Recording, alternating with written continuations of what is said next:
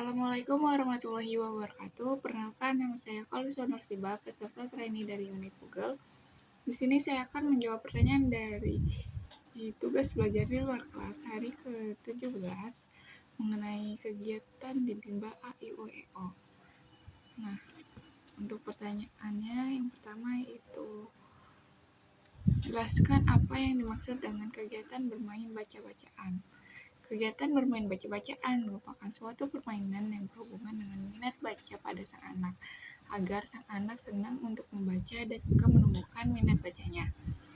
Pertanyaan yang kedua, jelaskan apa saja kegiatan yang termasuk dalam kegiatan bermain baca-bacaan. Jawabannya yaitu kegiatan yang dalam bermain baca-bacaan bisa menggunakan media atau modul yang telah disukai oleh sang anak atau telah dikuasai oleh sang anak untuk mengulang kembali apa yang telah mereka pelajari sehingga mereka menjadi terampil.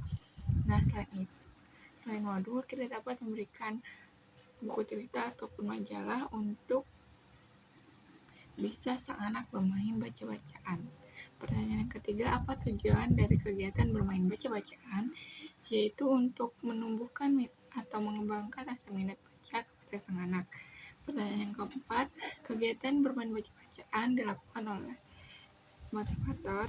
Jawabannya itu saat kegiatan ini berlangsung, motivator dapat mengarahkan sang anak untuk melakukan bermain baca-bacaan terlebih dahulu sebelum diberikannya modul. Kemudian ajak sang anak kembali bermain baca-bacaan setelah sang anak selesai bermain modul dan di sini kita sebagai motivator harus menerapkan teori bandul.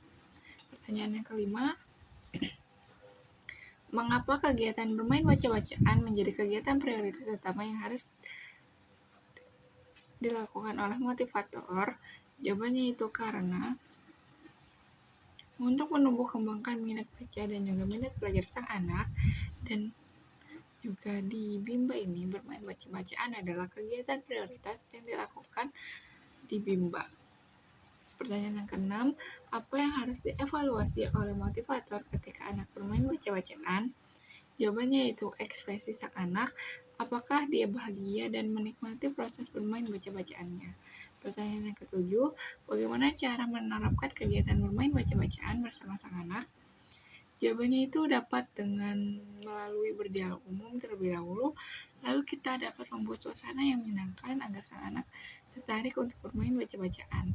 Pertanyaan yang ke-8, apa dampak jika motivator tidak menerapkan bermain baca-bacaan?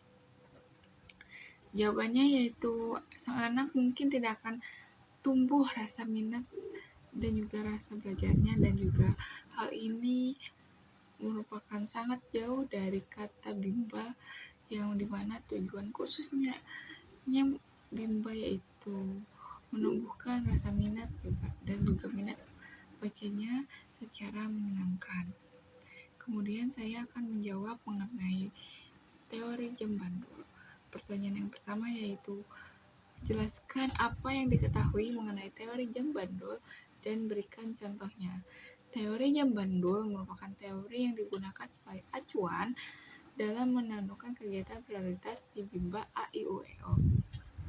Nah, teori bandul ini memiliki sifat yang selalu kembali ke tengah. Kegiatan ini bisa dilakukan dengan kegiatan prioritas ataupun kegiatan saat bermain modul, serta dapat melakukan kegiatan selingan seperti mewarnai. Nah, pertanyaan yang kedua, apa tujuan penerapan teori jam bandul?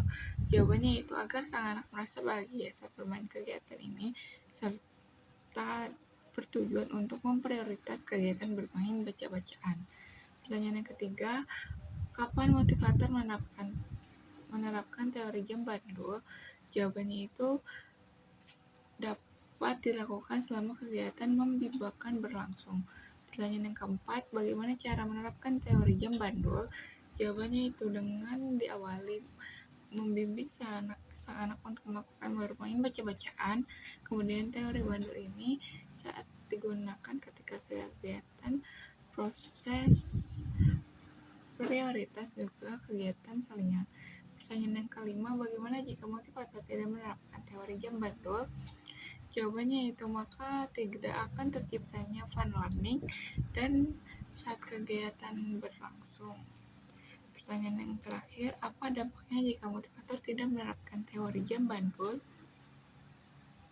Jawabannya itu sang anak dapat merasa bahwa belajar di rumah itu sama saja dengan belajar di tempat les pada umumnya.